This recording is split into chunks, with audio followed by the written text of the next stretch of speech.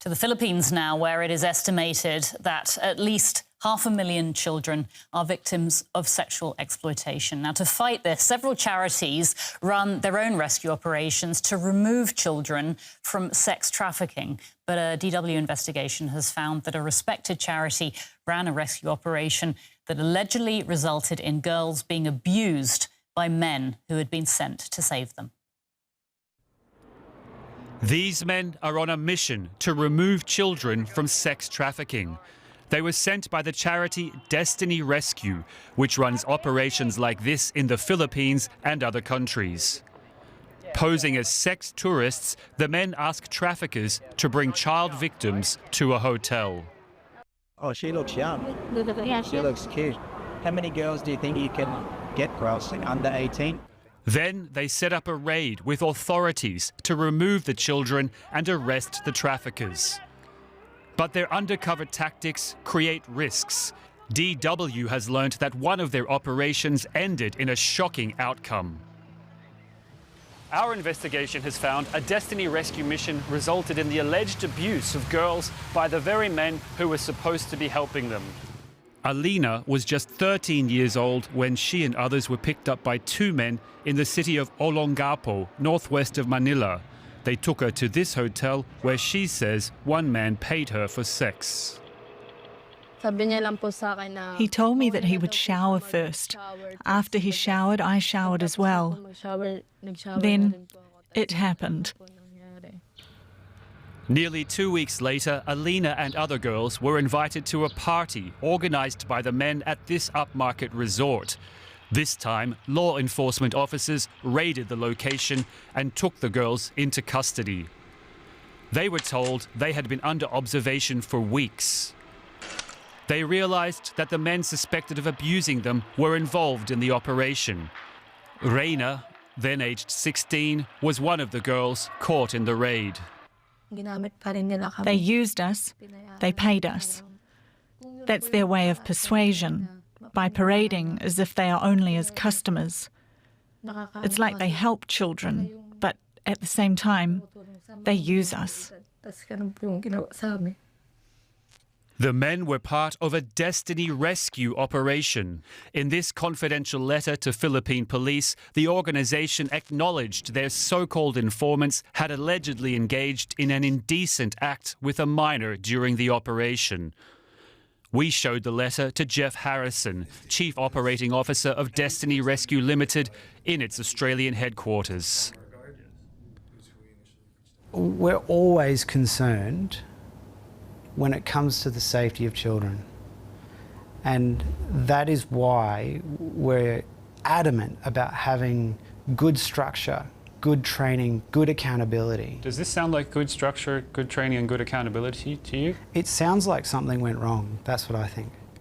But Destiny Rescue did not name the informant in its letter to police. The girls filed a criminal complaint. A prosecutor found two informants to be probably guilty for use of a trafficked person, but failed to establish their identities.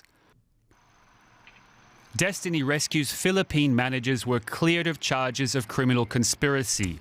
The organisation declared the allegations were resolved and dismissed. Meanwhile, law enforcement agencies in the Philippines continue to rely financially on charities, including Destiny Rescue. Support coming from partners, NGOs or foreign law enforcement partners, we welcome them, specifically because, funds. The girls are still waiting for justice. I feel nervous sometimes because they might look for us or do something to waive the case. I hope they get arrested so they can't abuse children anymore. The alleged abusers remain at large. Destiny Rescue continues to run undercover missions around the world. And you can watch that DW investigation online now. Now, the reporter who uncovered the story is Joel Dalroy, and he joins me here in the studio. Good to see you, Joel. So we've just seen there in your report very serious allegations against people who were obviously sent to rescue these children. According to the research that you've done, everything that you found out there, tell us how this was even possible.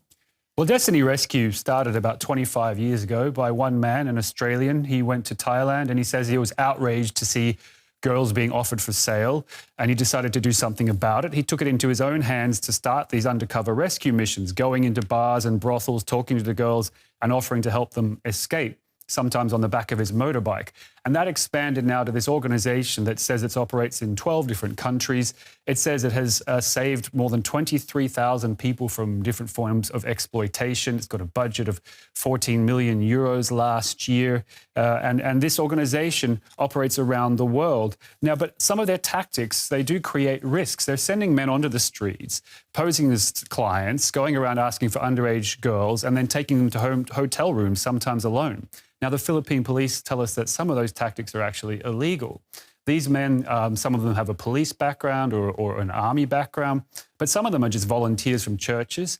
And in some cases, Destiny Rescue claims to not even know who these men are. That's the case in this story. They say that these informants, they were effectively subcontractors who were pulled into the operation by another undercover agent, and they are claiming that they're not responsible for that.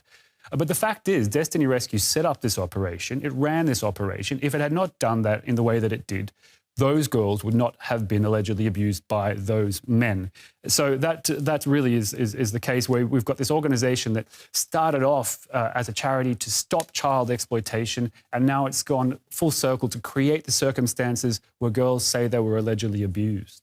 A horrendous situation. But of course, one has to ask, why aren't the Philippine authorities doing more to follow up, to find the men who allegedly abused these girls? Yeah, well, as you see in our documentary, the girls took photos of the men that they say abused them. There must be communication between people inside Destiny Rescue and these informants. There must be a communication train that could be traced. It really is unbelievable that there's no trace of these men. The Philippine law enforcement system is large. It's got lots of different agencies that are responsible for anti-trafficking. None of them would answer our questions as to what they had or had not investigated in this case. But what you have to keep in mind is that these law enforcement bodies are continuing to work with Destiny Rescue, which donates money, which pays money for services that support their raids. So the Philippine police are actually, in a way, dependent on Destiny Rescue and similar charities to carry out their anti-trafficking operations, even while being critical of some of their tactics. Let's talk about Destiny Rescue. They have helped to save tens of thousands of people from exploitation. Are they essentially doing, I mean, obviously this is a horrific situation where something went very wrong, but are they doing more good than harm in general? Well, if you look online, you'll see lots of positive stories about them. You'll see documentaries made about them that are completely uncritical. They've got lots of supporters around the world. So they must be doing some good, and it's clear they are doing some good. But in this case, they have failed to even talk to the victims and see their stories, to hear their stories, to check on their welfare. They've failed to use their considerable resources to properly investigate this case, which they could well do. What shocked you the most, Joel, when you were investigating this case and when you were there? Well, I was surprised at how little Destiny Rescue has done, given that it has this staff of law enforcement officers. It hunts down child exploiters around the world, and yet it hasn't done that in this case, even though this happened right in front of inside its own operation. Now, Destiny Rescue says it ran an internal investigation into this case, but the men are still at large. Another thing that really shocked me, and you'll hear it in the documentary, in its confidential letter to police, Destiny Rescue wrote that the man who allegedly did this, he was confronted with a life-threatening situation. Now, they don't explain what that is. Presumably, this agent thought that his cover might be exposed and that he would be harmed as a result of that. So you've got this man in a hotel room alone with a girl who's considering the potential harm to himself if his cover is exposed or whatever might occur, and the very real harm of raping a 13-year-old girl. And allegedly he decided to go through with the latter instead of walking away. Now, that to me is just shocking. It's a really shocking case. Thank you so much, Joel Delroy. Thanks for that investigation.